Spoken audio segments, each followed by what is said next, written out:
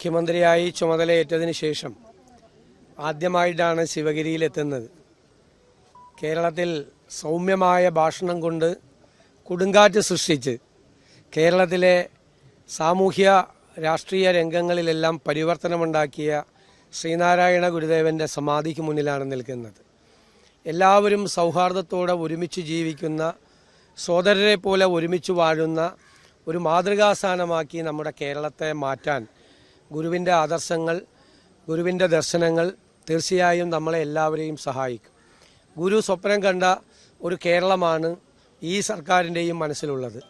ജാതിമത ചിന്തകൾക്ക് അതീതമായി മതസൗഹാർദ്ദത്തോടെ എല്ലാവരും ഒരുമിച്ച് നിൽക്കുന്ന ഒരു കേരളത്തിന് വേണ്ടി പ്രവർത്തിക്കുമെന്നുള്ള പ്രതിജ്ഞയാണ് ഗുരു സമാധിയിൽ വെച്ച് ഞാനിവിടെ പുതുക്കുന്നത്.